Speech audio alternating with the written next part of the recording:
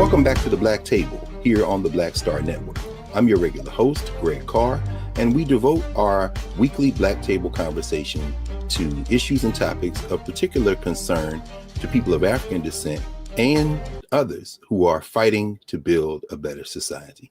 We're joined today by a regular guest on the Black Star Network and here at the Black Table, a man who has taken the opportunities that are presented by this form of technology to be everywhere at once in many ways. COVID has been a tragedy, and it has also freed him up to be in our ears and our minds and helping direct our thinking in ways that prior to COVID, many fewer people were able to have access to in terms of his thought and his work. And that's none other than our friend and brother and comrade, Dr. Gerald Horne, the Morris Professor of History and African American Studies at the University of Houston, author of several dozen books, including books he's written during COVID and ones that are up on the queue. We'll ask him about that near the end.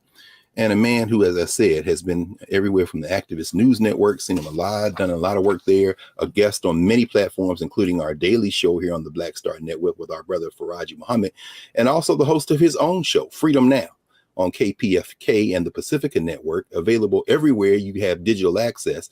And that's, of course, 90.7 FM in terrestrial media. But without further ado, our friend and brother and comrade, Gerald Horne. Welcome, Gerald. Thank you for inviting me. Of course, brother. We want to keep this very tight.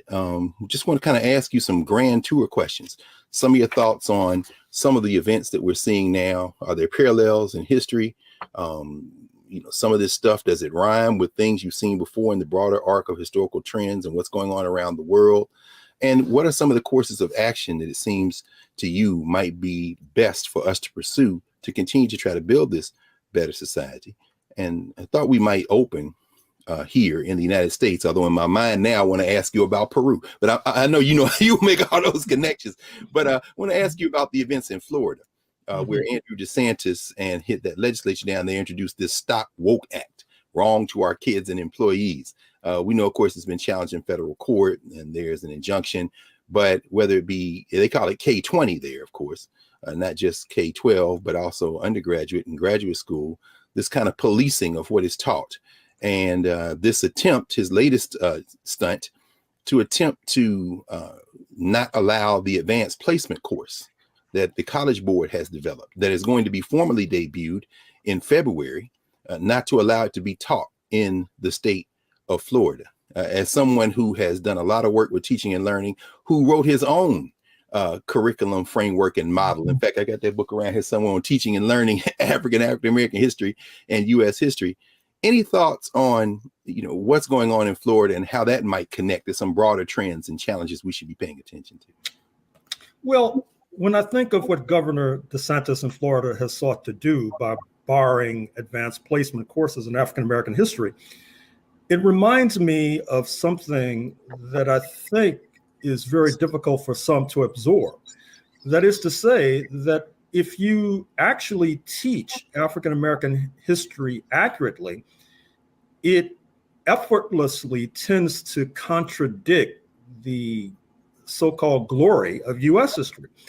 And this occurred to me when I was watching the Hollywood film Woman King with Viola Davis, which of course was shut out of the Oscar nominations. That is to say, Viola Davis's stirring performance was shut out. And it's about this group of women warriors who were fighting against the slave trade.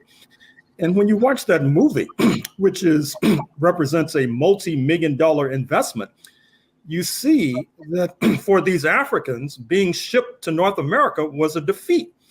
The grand narrative of the United States history is supposedly that coming to the United States is something that everybody wants to do, and it's something that is the glory of the United States of America.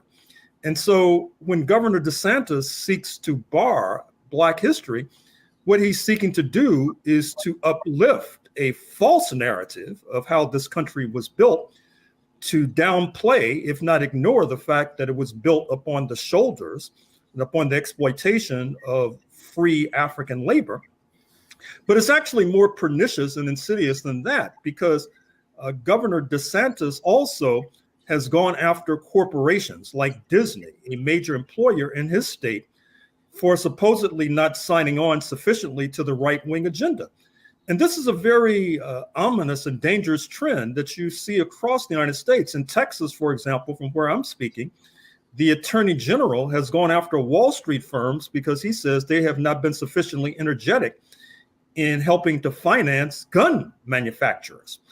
And so this is part of this attempt by the Republican right wing to attack on all fronts from the right, even up to and including attacking Fortune 500 corporations. And when this has happened in other countries, we've oftentimes employed the F word. That is to say that it has the odor of fascism. And I don't think we should ignore that particular analogy in talking about Florida and Texas. Thank you, Gerald. In fact, man, this is fascinating. As you're talking, I'm thinking about all of the fronts, as you say, these full spectrum fronts. We saw House Bill 1467 in Florida, which is actually seeking to police what school teachers in Manatee County have on their classroom shelves in terms of books, and saying that all the books must be vetted now by trained professionals, librarians, and others. But as you were talking, I'm also thinking about the 1619 Project, the Hulu documentary, the 6-part documentary that's just debuted with our friend and colleague Nicole Hannah-Jones, and also the fact that your work, particularly the counter-revolution of 1776, kind of was injected into that project, the New York Times iteration, and has pulled that project, I don't want to say to the left, but it's certainly radicalized it in ways I don't even think that Nicole thought about at the onset.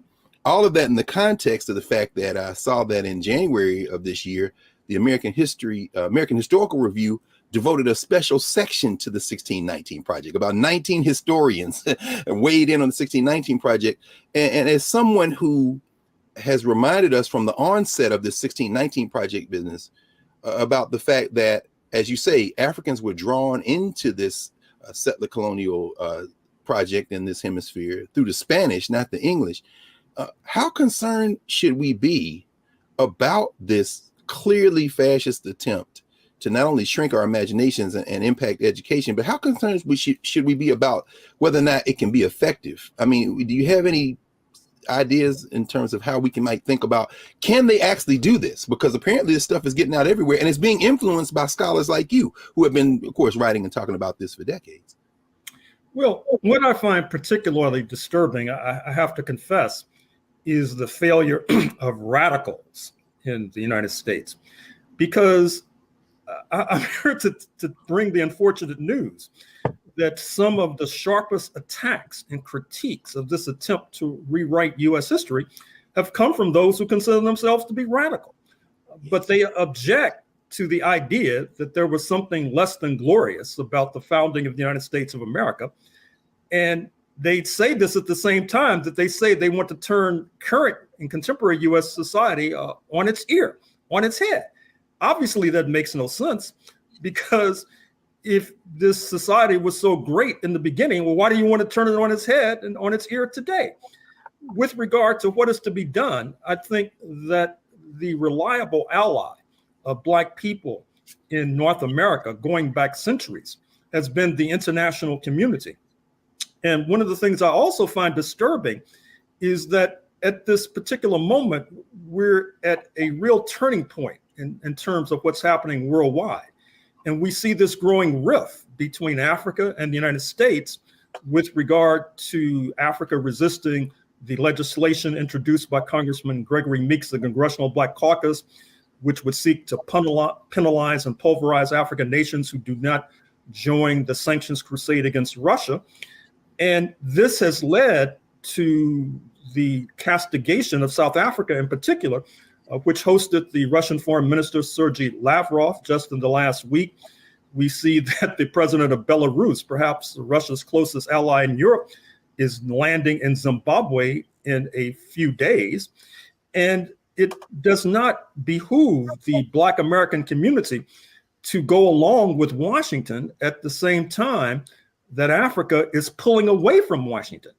Because as Africa pulls away from Washington, we see Washington is turning to the right. I need not remind you, I'm sure, that the latest chief of staff in the White House, Mr. Zients, the former COVID coordinator replacing Ron Klain, is not only one of the richest men in the United States, but he's married into a family from apartheid South Africa whose wealth is based upon the exploitation of Black mining labor. Yes. Hunter Biden, the notorious son of Mr. Biden, is married similarly. And so I'm very disturbed by the fact that our leadership, and in fact, many of our intellectuals, are not necessarily keeping up with what's going on in the world, and that is to our ultimate detriment. Absolutely.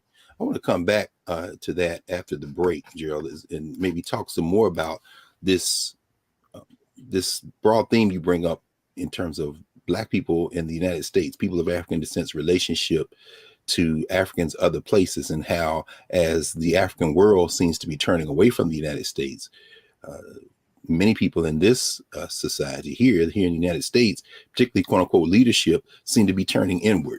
And I want to talk a little bit about that and maybe ask you a very specific question as it relates to our young people and education, particularly something that was announced at Howard University recently, a $90 million grant from the U.S. military and the Air Force.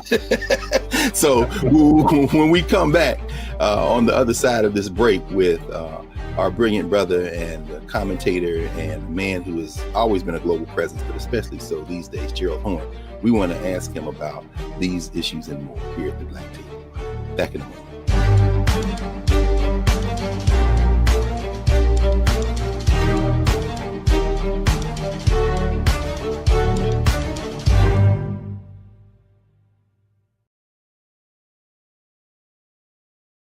Black Star Network is here. Oh, no punch! I'm real revolutionary right now.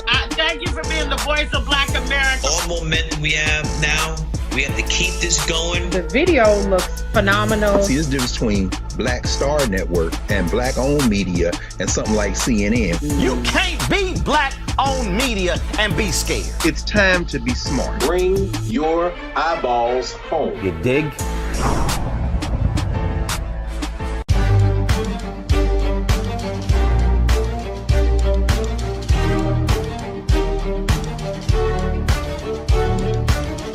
Welcome back to the Black Table here on the Black Star Network. We're joined with a regular guest on the network and beyond, Gerald Horne. Gerald, you know, I was thinking about some of the news, of course, that you are always abreast of and helping us make connections with. A lot of the former French colonies in West Africa seem to be turning toward Russia and away from France.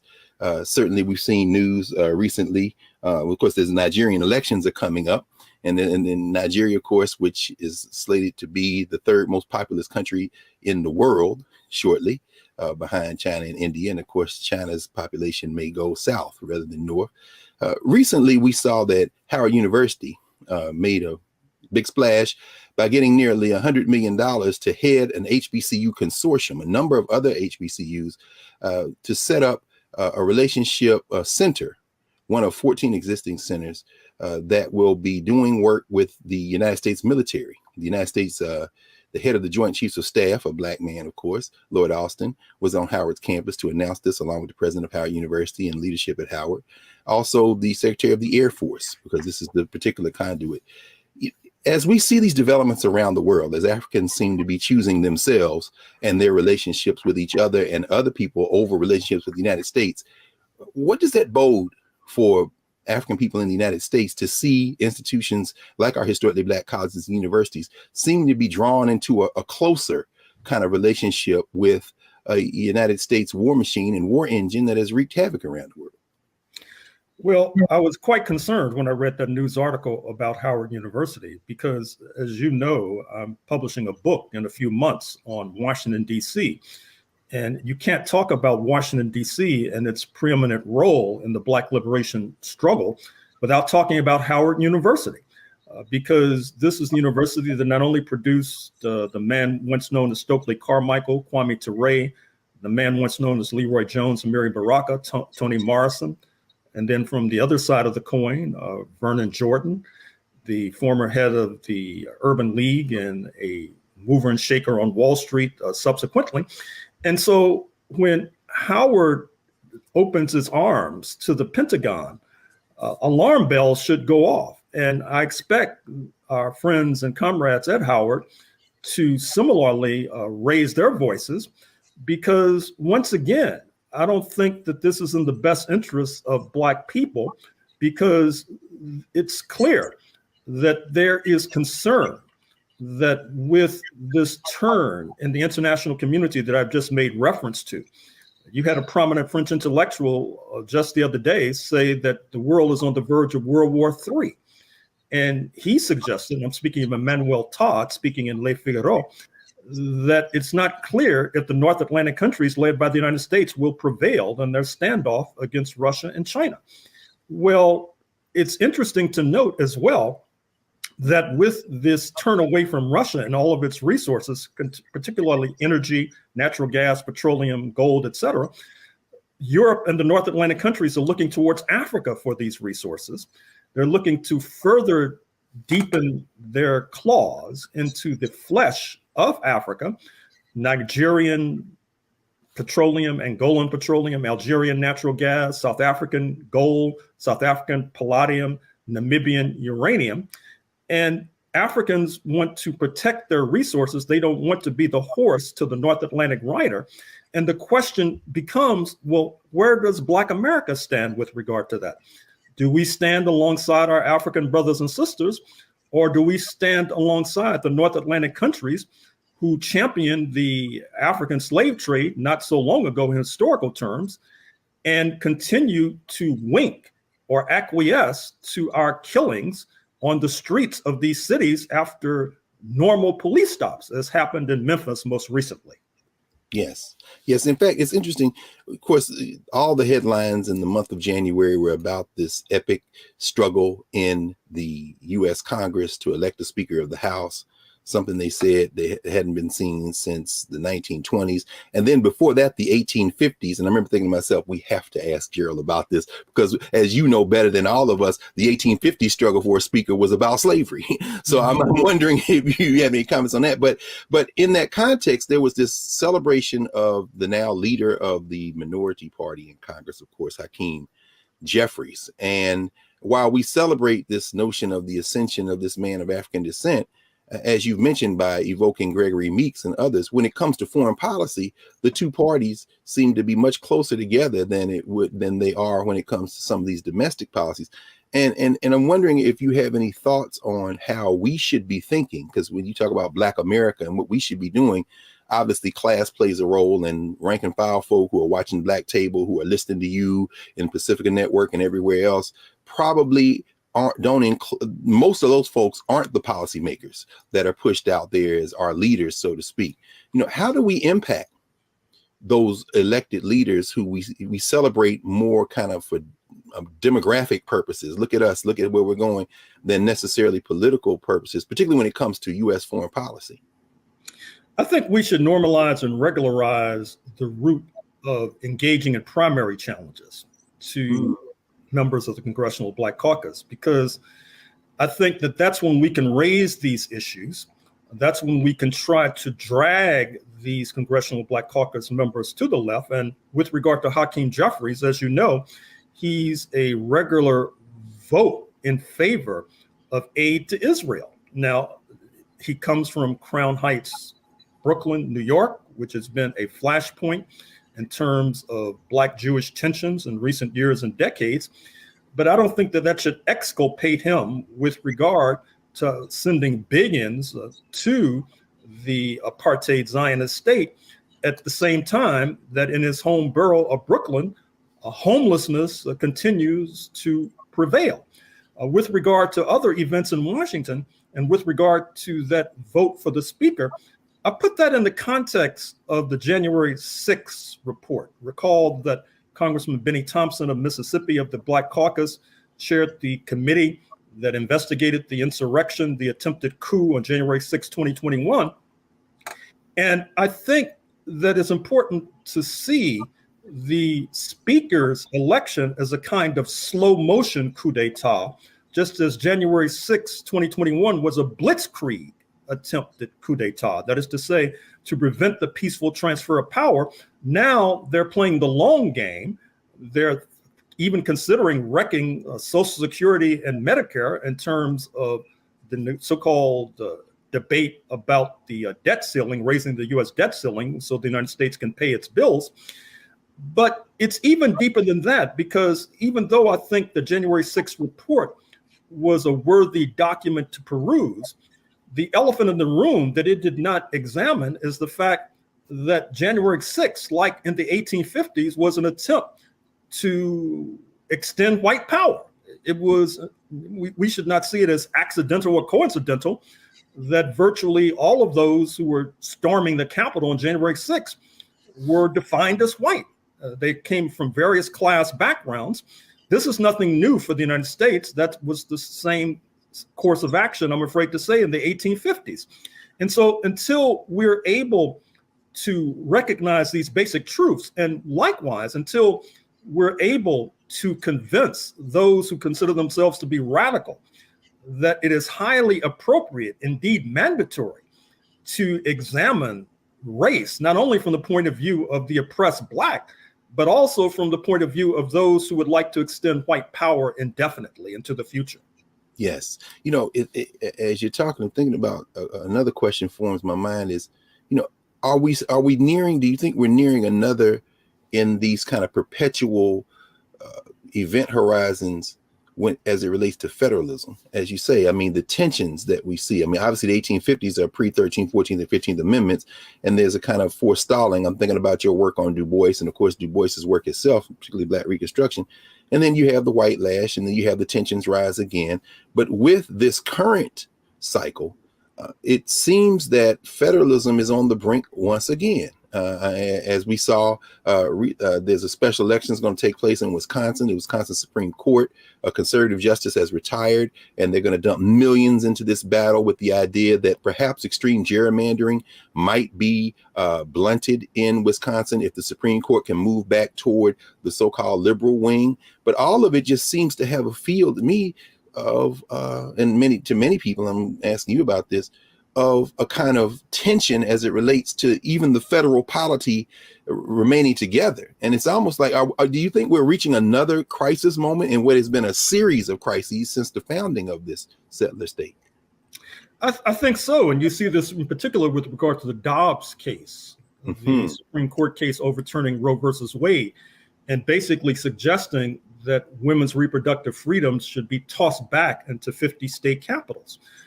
This basically means that if you're in a so-called red state like Texas and you're a woman, you will have less rights and fewer rights than if you were in a so-called blue state like California.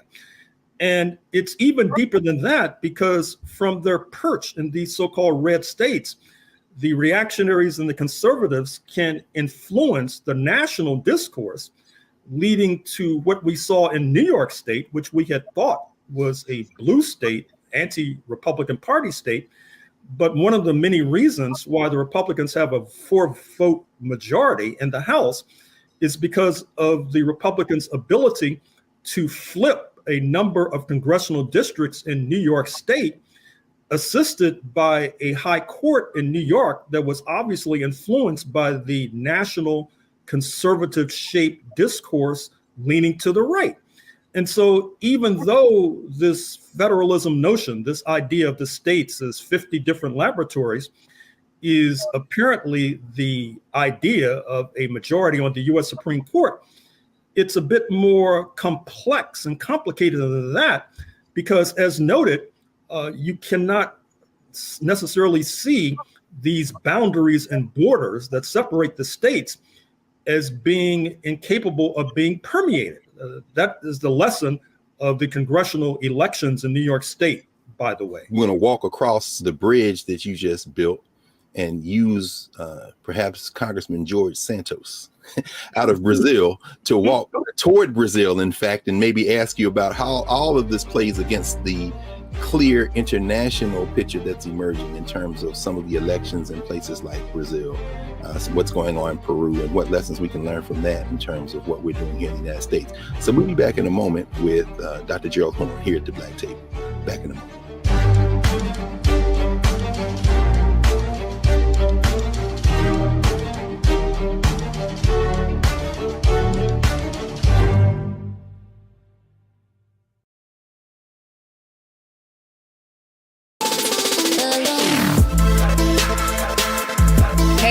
Welcome to The Other Side of Change, only on the Black Star Network and hosted by myself, Bria Baker, and my good sis, Jamira Burley. We are just two millennial women tackling everything at the intersection of politics, gender, and pop culture. And we don't just settle for commentary. This is about solution-driven dialogue to get us to the world as it could be and not just as it is. Watch us on the Black Star Network, so tune in to The Other Side of Change.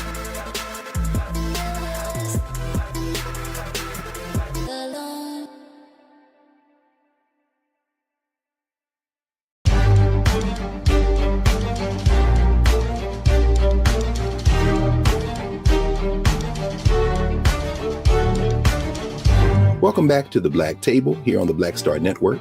Please remember to support the Black Star Network. You're not going to hear this kind of conversation anywhere else. Certainly donate to the Black Star Network, download the app, join the Bring the Funk fan club, and watch our network. We've now been added to the Amazon TV lineup, so you'll be able to follow the Black Table there. Back at the table here with Dr. Gerald Horne. Prof, as you talk about these New York districts that were flipped, one of them is now represented in Long Island, Hempstead, and some of the places there by a man. I guess one of his names is George Santos. Apparently, he was invited to the White House the other night and didn't go.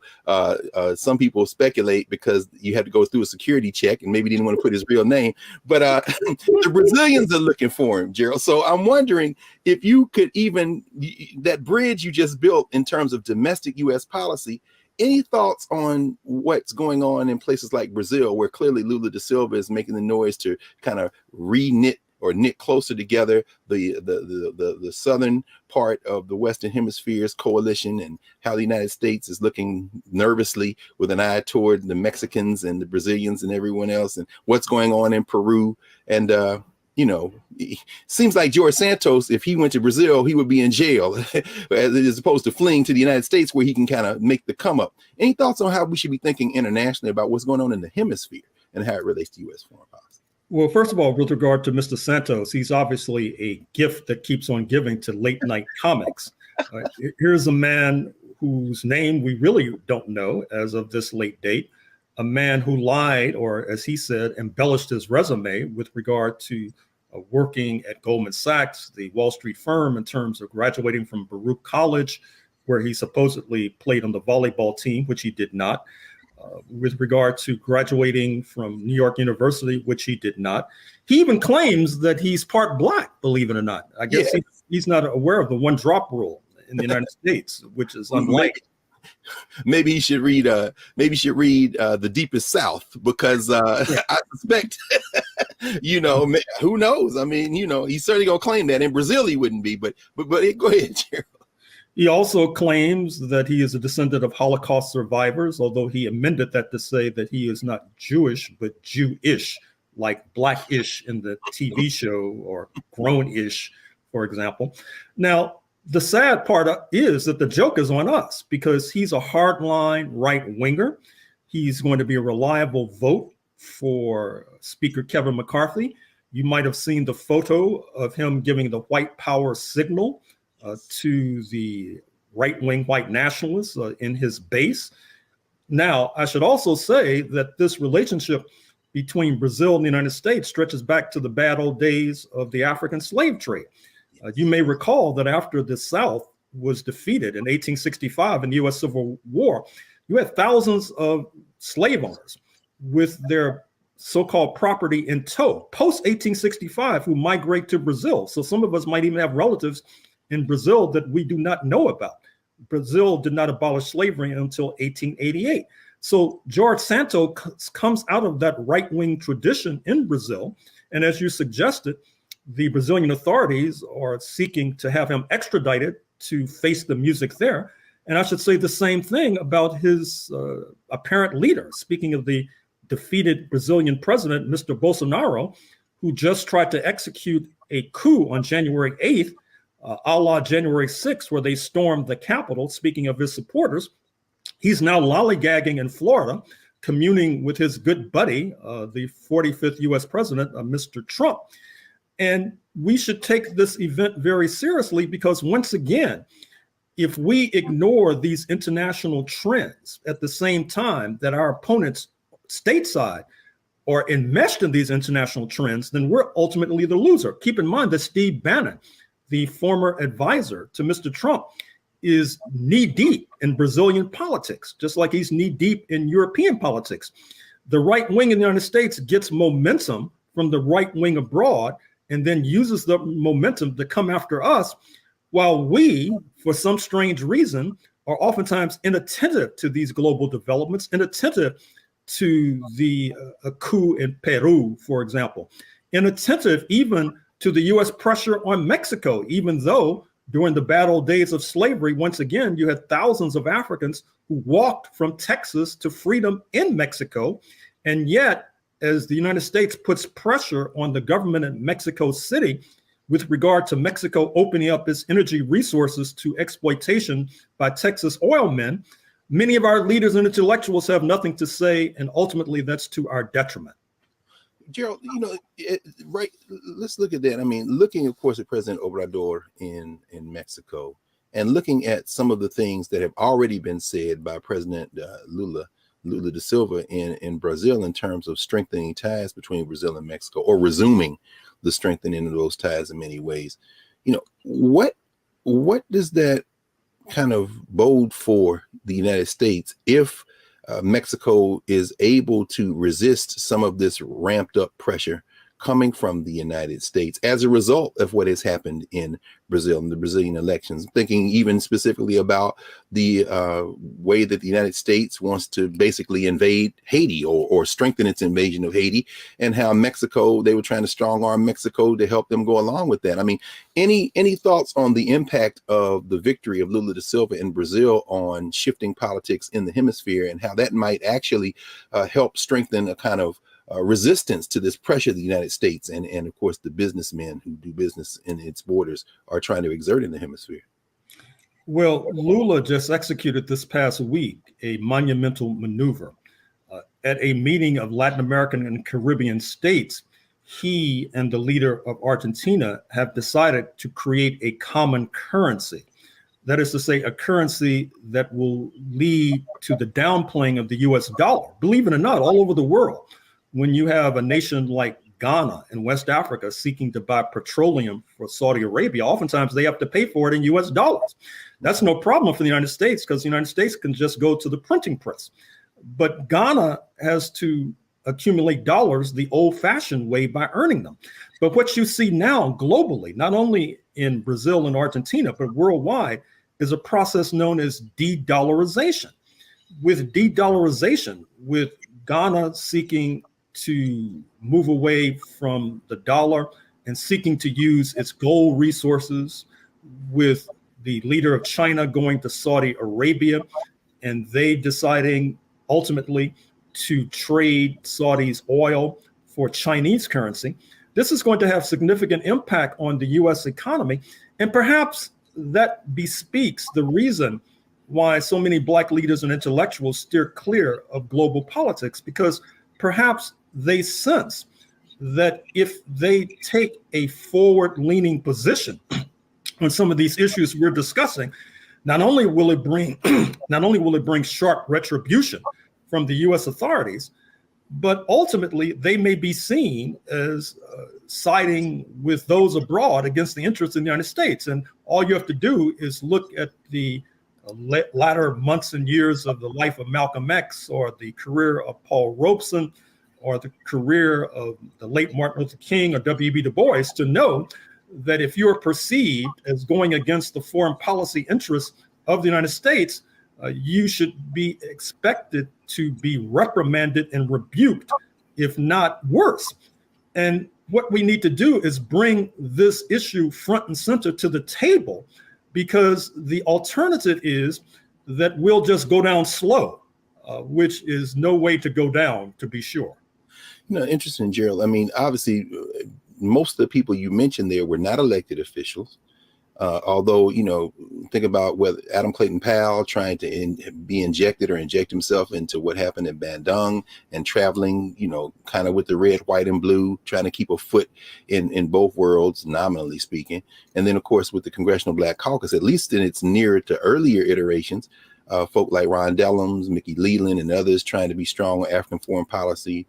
the invasion of Iraq and Barbara Lee standing alone then, but now, of course, much less forceful. I'm wondering if you have any thoughts on what are the possibilities of Black elected officials, certainly in the federal legislature, to take a more progressive internationalist stand. I mean, are they trapped now, or at least do they see themselves as trapped? And if they do, you've talked about the possibility, and in fact, an endorsement of primarying some of these folk, particularly in the Congressional Black Caucus.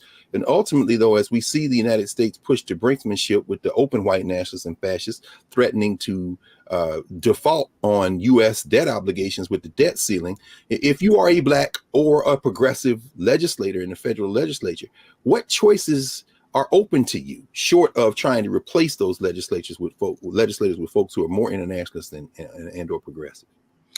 Well, I think that there's the bully pulpit of being in the House, for example.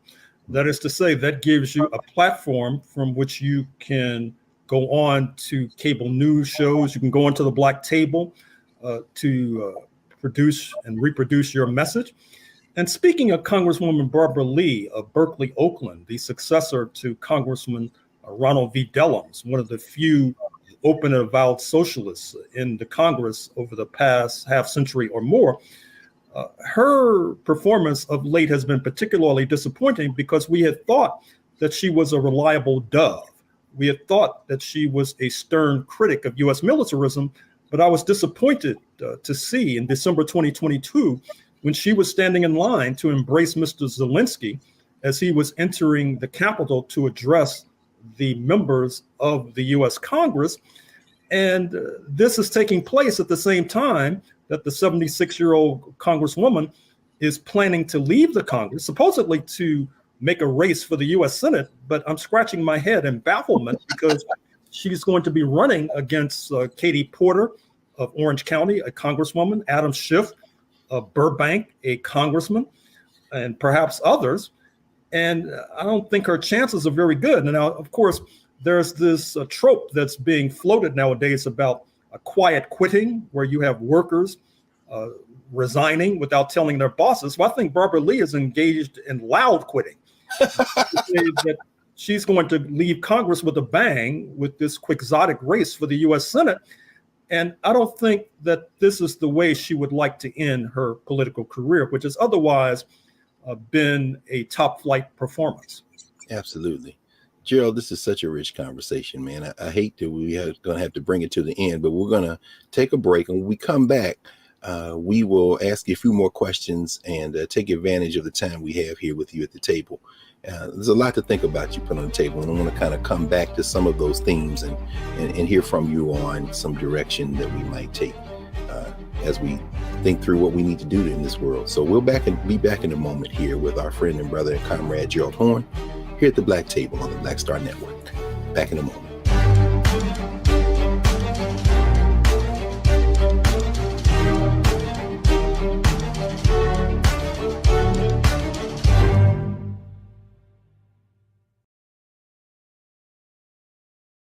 Hatred on the streets, a horrific scene, a white nationalist rally that descended into deadly violence.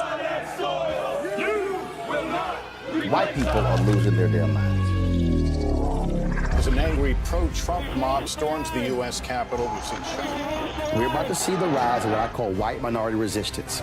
We have seen white folks in this country who simply cannot tolerate black folks voting. I think what we're seeing is the inevitable result of violent denial. This is part of American history. Every time that people of color have made progress, whether real or symbolic, there has been what Carol Anderson at Emory University calls white rage as a backlash. This is the rise of the Proud Boys and the Boogaloo Boys. America, there's going to be more of this. Here's all the Proud Boys, guys. This country is getting increasingly racist in its behaviors and its attitudes because of the fear of white people. The fear that they're taking our jobs, they're taking our resources, they're taking our women. This is white fear.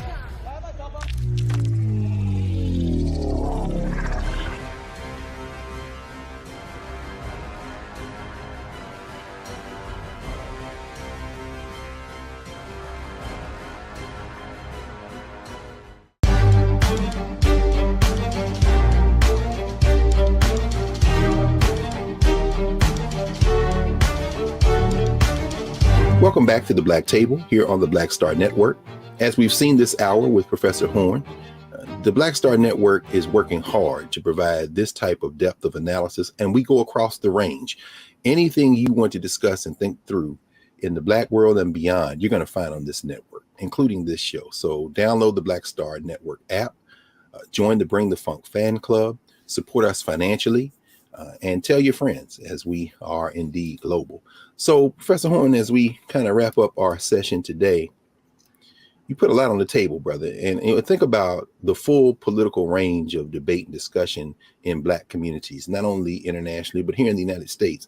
And there are those who say participating in the political process through elections is a failed strategy and kind of doesn't have a lot of value. And on the other end of the spectrum, there are those who say we must invest everything we have in the voting mechanism and process. You've managed to maintain a clear-eyed embrace of a number of perspectives. You kind of, I don't want to make the analogy of a metronome, but you say the same things, but you're very open to engaging with folks. How important is solidarity politics in the way that we approach trying to problem solve in places where some folk who have different ideological positions simply won't talk to each other? Well, I'm afraid to say that that's their loss, quite frankly. I don't think, given the dire state of Black affairs in the United States, that we can afford the luxury of turning our backs on each other. I mean, I spend a lot of time in Los Angeles right now working on different projects, and you would not believe the homelessness that exists in Los Angeles. And what's interesting about it is that even though the population is only about 8% Black, the homeless population might be 80% Black. And so given that crisis, given that emergency, I don't think that we can afford to not engage with one another. Now, certainly we have to have a range of tactics and strategies. It would not be wise to put all our eggs in the electoral basket. At the same time, we cannot ignore the electoral basket, because that's where our tax dollars are divvied up, and we need to be at the table. Once again, I would like to reiterate the point I made a moment or two ago, which is that what I would like to see going forward is not only challenging members of the political establishment, such as the Black Caucus, from the left and primaries. We need to revive that idea also, perhaps in certain districts, of forming third parties to challenge them even in the general election, while avoiding the risk of having that lead to the election of a Republican. Although in most Black congressional districts, fortunately, the Republican Party is a non-starter, it's a non-entity, and so we don't need to run that risk. So I think that even with regard to the electoral basket, we need to rethink what we've been doing of late. That's actually interesting. And I wanted to ask you about this. We've had several sessions here at the table with our legal roundtable of Alethea Watkins and Angela Porter talking about these recent Supreme Court cases. And I know you've talked in a lot of spaces, including the Black Star Network, about Moore versus Harper and this independent state legislature theory. What you've just said about possible third party formations, running primary challenges, and balancing that against the possibility of having an extreme right winger or a Republican elected as a consequence of a third party challenge. You know, again, thinking about this Wisconsin Supreme Court race that's coming up, where all this money is going to be dumped in, and the possibility that voter suppression and through gerrymander might actually be on the ballot as it relates to the judiciary. And thinking about this federal case, of course, the Moore versus Harper case, the North Carolina case, and this independent state legislature.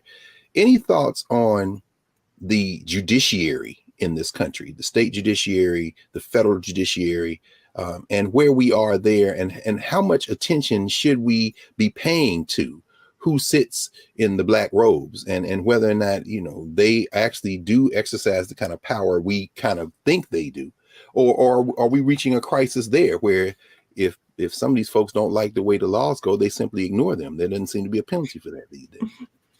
Well, certainly we cannot ignore the judiciary. Like yourself, I too was trained as a lawyer, and I try to keep up with judicial opinions. At the same time, we need to realize that the top judicial authority, speaking of the U.S. Supreme Court, is in the firm grip of the right wing led by Clarence Thomas.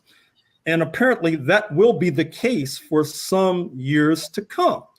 That brings me to the issue of engaging in an array of political tactics and strategies. And it reminds me of what we sought to do during the anti-apartheid era. That is to say, we not only pushed for the Comprehensive Anti-Apartheid Act, which we were able to push through Congress over Mr. Reagan's veto, President Reagan's veto, but we were able to do that because we were in the streets. We were engaged in marches, we were engaged in sit-ins, we were engaged in petition drives, but it was also an effort where we got a lot of momentum from international activities along the same line, from Europe, from Cuba, from Africa itself, from Asia. And in some ways, what we did during the anti-apartheid era presents a paradigm for how we need to proceed in the 21st century. That is to say, not ruling out any particular tactic nor strategy, but motoring ahead on all fronts. And I think for a community like ours, which is enmeshed in a state and crisis of emergency, that's the only way to go. This is excellent. And by the way, for everyone listening, yes, Gerald and I both went to law school, but Gerald was a practicing fighting lawyer, including with the National Council of Black Lawyers, every type of coalition. So yeah, a lot of people with JDs who did not do and do not do what you have done, brother. So I mean, every opportunity I get a chance to ask you a question as it relates to the law, it's also a teaching moment for those of you, particularly those you considering going to law school. If you're a young person, law students or practicing lawyers, you would do well. You would do well to examine the legal career of Gerald Horne. Gerald, I want to kind of, as we kind of wind to a close today, again, returning to this AP course business, and I also want to ask you whether you think Andrew DeSantis even has a shot at winning the presidency in 2024. I mean, I guess it should be an obvious answer, but I don't know. That's why I want to ask you. But, you know, the vast majority of our students, the vast majority of students in this country are not going to take AP courses. Mm-hmm. And, you know, I'm kind of concerned that if they take AP African American Studies and get a high enough score on the test, that they will not take that course from you at University of Houston or me at Howard. And I'm kind of concerned about that as well in terms of class politics and what that says it might not say. Over the arc of the last several years since COVID hit, you've gone from someone who was very well known among many of us who read and study and those who are organizers and builders. You've gone from that to a presence that is ubiquitous.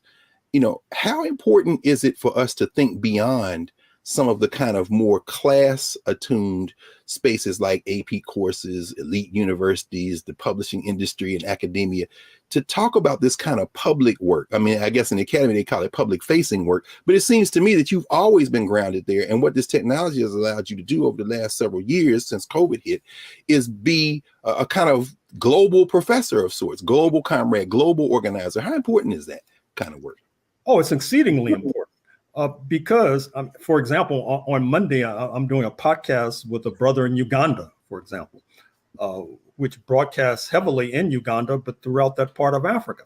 So obviously, we need to take advantage of the technology, those of us who are able to do so.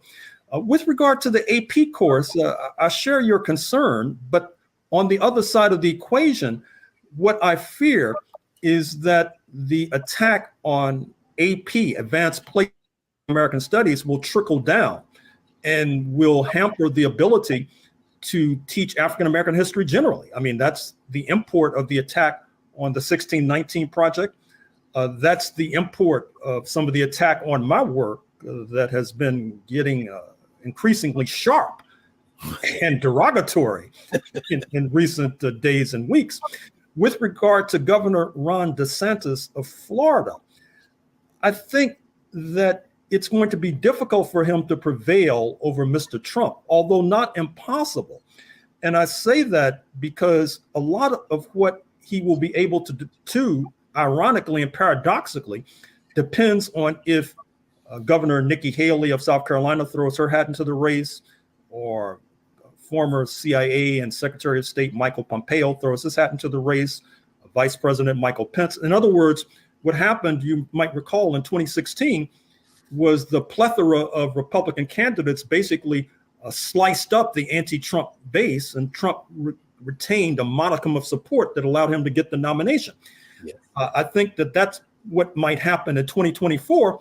And the fact that we cannot rule out unilaterally the possibility that Mr. Trump may return to the White House, that only accentuates the point that I've been making for these past few minutes, which is that we're facing a real crisis, a real state of emergency. Absolutely. Well, we've only got about a minute left, and thank you for laying that out, particularly the way you did. We'll have to have you back to talk about this as we get closer to the primary season. Let's talk a little bit about, you've got the book on DC coming out, and you're always working on more than one thing. Mm-hmm. Tell us what else you're working on, brother. We always like to hear that.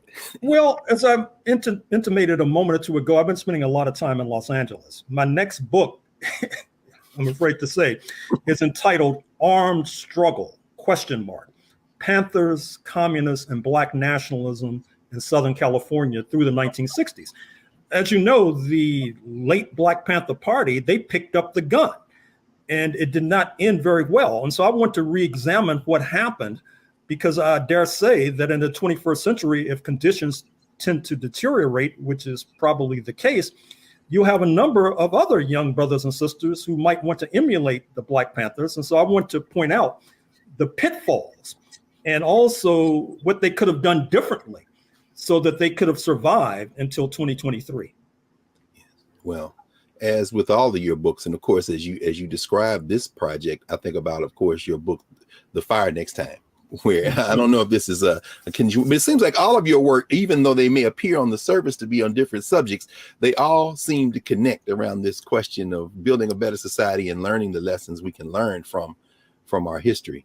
Well, Prof, we're going to let you go. We know that you've got some more work to do. As soon as we get off here, you may log on somewhere else or hit back in the archive. It's good to see you back in physical rotation, brother. I know you made a vow. I'm not going anywhere until it's safe. So you feeling all right about traveling now, huh?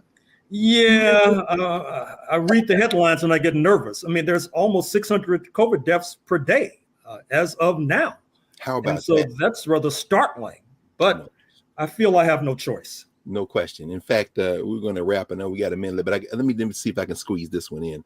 The university, as we know it, we went back in person this semester at Howard, and it's a very different campus, brother. I don't know if you see any of that out there in terms of there are not as many students around. A lot of our colleagues are remaining virtual. It seems the university is at an inflection point as well. I don't know if you have any final thoughts about that, the nature of actually university life in this country.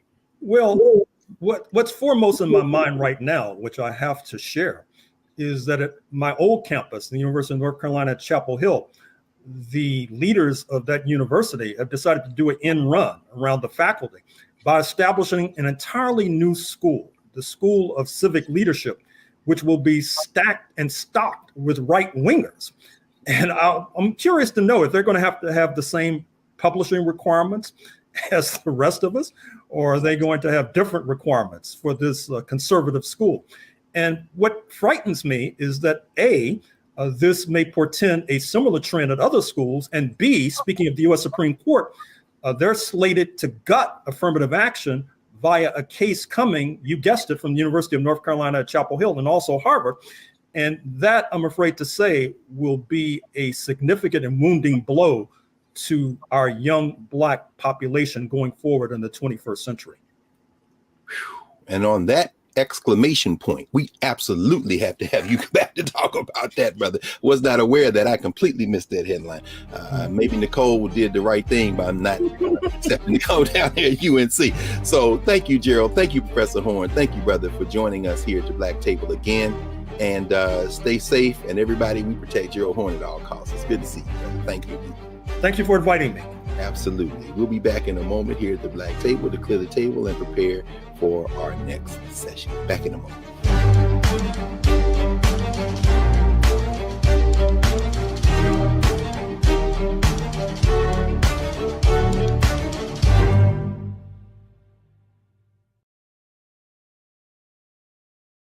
They said the quiet part out loud.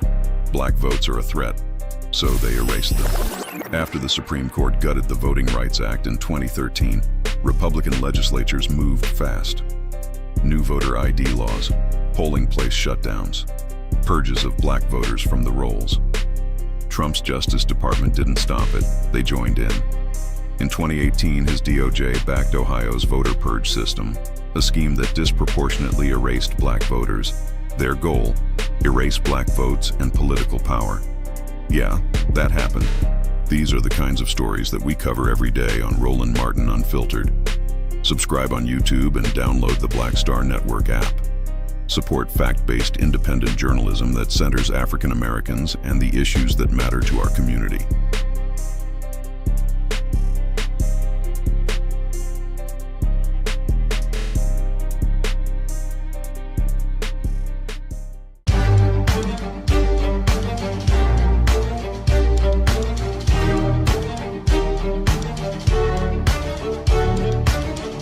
Welcome back to the Black Table here on the Black Star Network. I'm your regular host, Greg Carr, joined with a brother who is a regular presence here on the Black Star Network and a lot of other places as well, Dr. Gerald Horne, the Morse Professor of History and African American Studies at the University of Houston. This has been a very rich and productive hour, as you can tell. I would encourage you to go back into the archives here at the table for our previous conversations with Professor Horne and look at the consistent themes that emerge. We must organize. We must not throw anyone out when we can engage in solidarity politics. We're facing real enemies of our common humanity, and they are organizing even as we debate small things when we should be thinking about the broader trends. We can always learn from history, and we should always dedicate ourselves to building a better society by taking action, not just talking about it or thinking about it, but actually doing something in the world. Thanks for joining us here at the Black Table. We'll see you next week. And remember, support the Black Star Network. This is Black-owned independent media, and it's not only Black-owned and independent, it is committed to building a better society. See you next week.